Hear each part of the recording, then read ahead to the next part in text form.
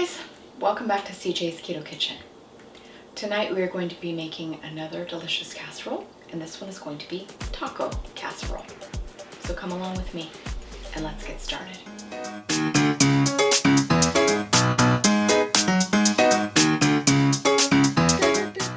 So if your family is anything like mine, we love tacos of any kind or anything with a Latin or Mexican flavor. And so I'm always looking for recipes that incorporate those flavors or use those ingredients, but in a new and different way, so that we have a variety of things to pick from on this lifestyle that still incorporates those ingredients but kind of shakes things up a little bit. And so that's what this is. It is a couple of ingredients that are baked for just a few minutes and then topped with cool ingredients. So it's a very nice, easy end of summer recipe. So let's go ahead and get started making this easy casserole.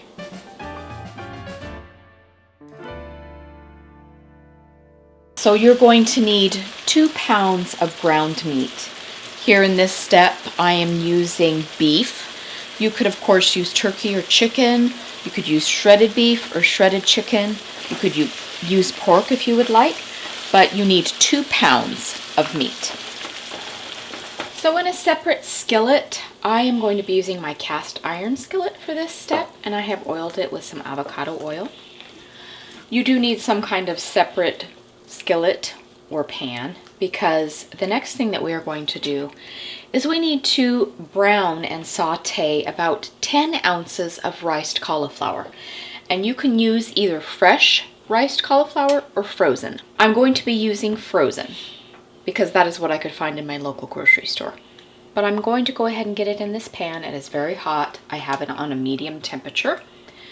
And we are going to try and cook it slightly and brown it. So that is what is going into this skillet, and I will show you the cauliflower in just a second.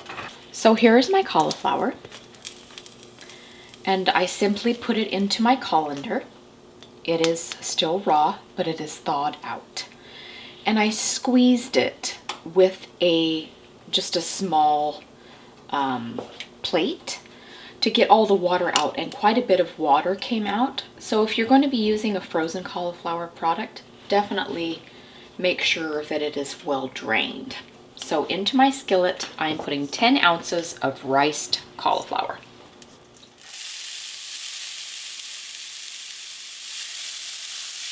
Now, of course, you may want to start stirring this because that's the natural inclination, but we are going for a slight browning of our cauliflower, so you kind of want to leave it in as thin of a layer as you can to assist in the browning of our cauliflower rice, because we are going for that Spanish rice flavor, only utilizing riced cauliflower instead. So I drained off a little bit of the residual grease from our ground beef. You can go ahead and keep some of it in the bottom of our skillet. You can see it will reabsorb back into our ground beef, because we do want to keep some of that fat in our ground beef. That is the point, of course, because you don't want dry beef and you don't want to lose all that wonderful fat that we have going into our meat.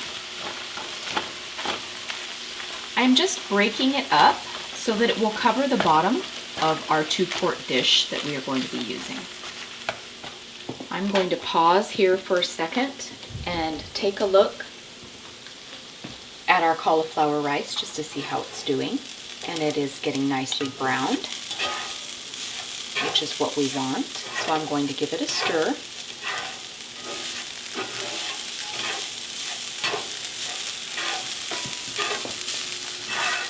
And my cast iron pan is assisting in the drying out process of our cauliflower rice, which is good because we want a dry product going into our casserole.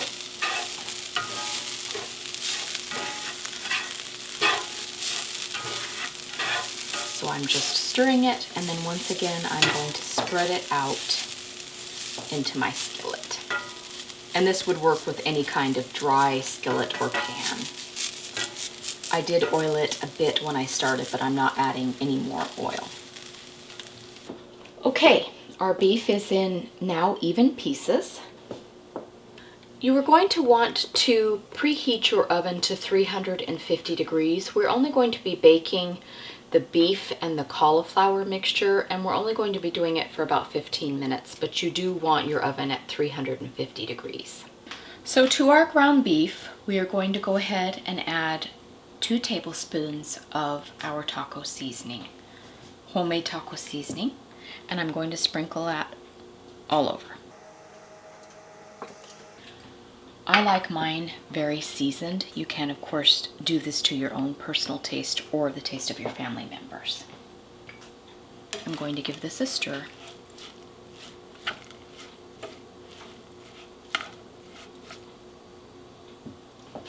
To this, I am going to add about a half a cup of water. So I'm just going to stir in our half a cup of water and just allow that to soak into our seasoning and the residual fat from our ground beef and create a nice moist layer on our meat. I'm going to do a similar thing with our riced cauliflower. I'm going to go ahead and season it with about 1 tablespoon of the same homemade taco seasoning. If you need the recipe, it is on our blog. And I'm just going to sprinkle that around to our cauliflower rice. We want all of our ingredients in this casserole to be well flavored. So I'm just going to go ahead and combine those together. But unlike the taco seasoning, I'm not going to be adding any moisture to our cauliflower layer, simply because cauliflower will expel its own moisture, and so we don't want to create any additional moisture after we have gone to all that trouble to go ahead and drain it thoroughly. I'm going to turn the heat off now in our skillet and just allow our rice to fully absorb our taco seasonings. Now to our ground beef layer, I'm going to be adding about 2 tablespoons of chopped cilantro. You're either a cilantro fan or you're not. You can absolutely omit this step if you do not care for cilantro. My family happens to like it, so that is what I'm going to be adding next to our ground beef. And I'm just going to stir that around so that it gets incorporated into our meat mixture. Okay, so our first 2 components are now completed on the stove top. We are going to now layer these 2 ingredients into our casserole dish, and we're going to be combining it with a little bit of cheese, and that is what is going to be baked in the oven before we bring it out, let it cool, and put on the rest of our ingredients that are going to be chilled. So let's go ahead and get our casserole dish, and I will show you how I'm going to layer these 2. I have a 2-quart casserole dish here. Mine is actually a little bit larger than 2 quarts. It's about 2.3 quarts. If you have an 8x8 or a 9x9, those are also roughly about 2 quarts. So you don't want a 9x13 in this step. And this is the size we are going to be using. So if you have an 8x8 or a 9x9 or any kind of casserole dish that is 2 quarts, that is what you will need. So the first step that is going to go into our 2-quart casserole dish is our rice, or our faux rice here, in the form of our riced cauliflower. And so it is going to go in a thin layer in the bottom of our casserole dish.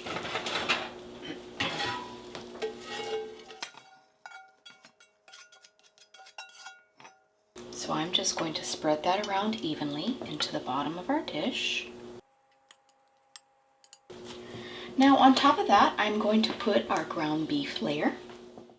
And remember, this was our 2 pounds of ground meat, and I did put cilantro in mine and taco seasoning, but you can of course use any kind of meat that you prefer or that you can find. And I'm just going to spread that around as well. Now to our layers, I'm going to be adding some cheese, and I'm going to be adding 1.5 cups of cheddar because that is what I had. If you wanted to use something that was like a Mexican blend, that is, you know, kind of a blend of soft cheeses, white and yellow, you absolutely could. Whatever you like and whatever you can find is great here. And that is 1.5 cups. So this is the part where we bake it, and it's going to bake for about 15 minutes in our 350-degree oven. So I'm going to put that into the oven at 350 degrees for 15 minutes.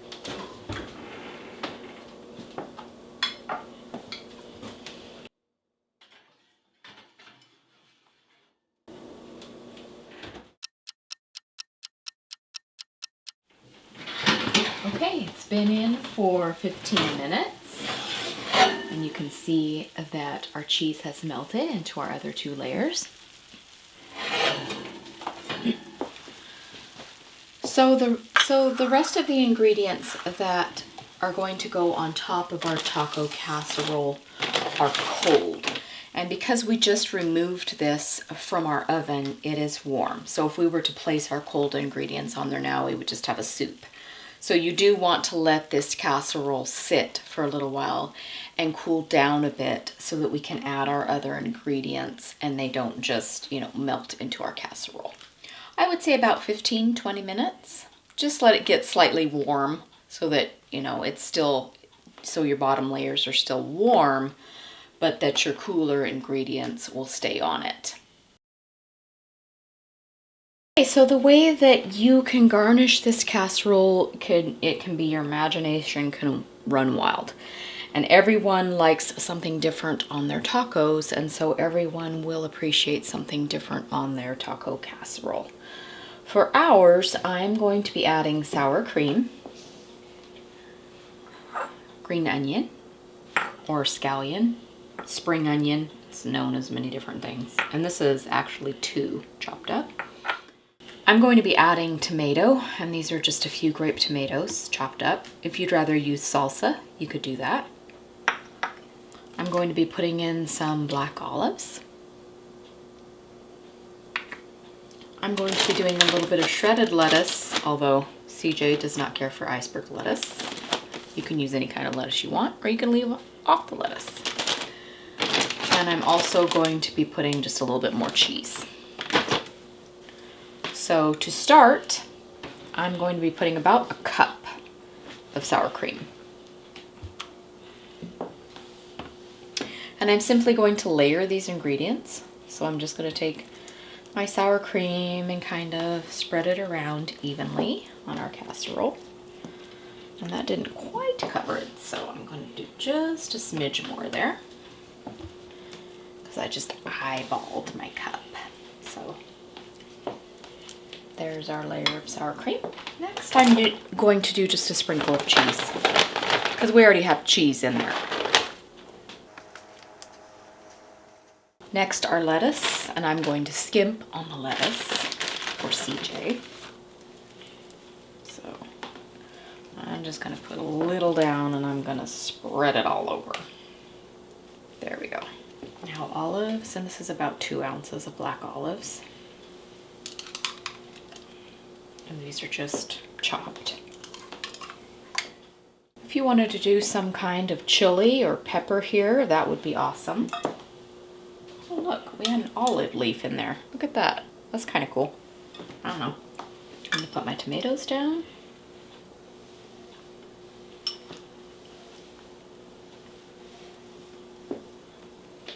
And if you're like us, we're going to have a bumper crop of tomatoes here in the next month or so, because everything was late. Now the onion.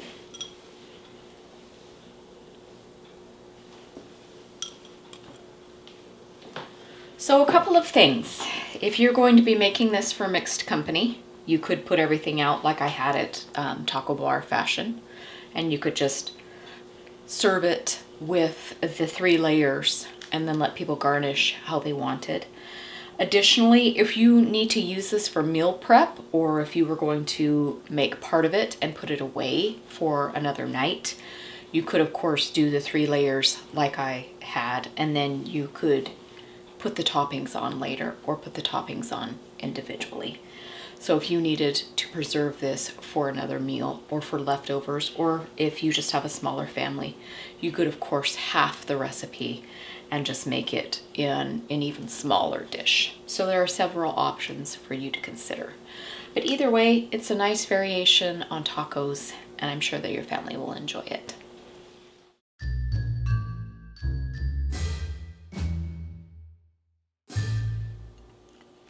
Hi, baby. Hi. Welcome to taco night. And we've got taco casserole tonight. Yep.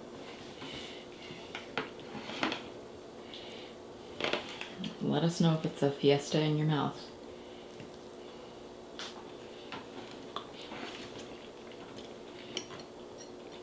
Trying to get some of the cauliflower rice. Okay.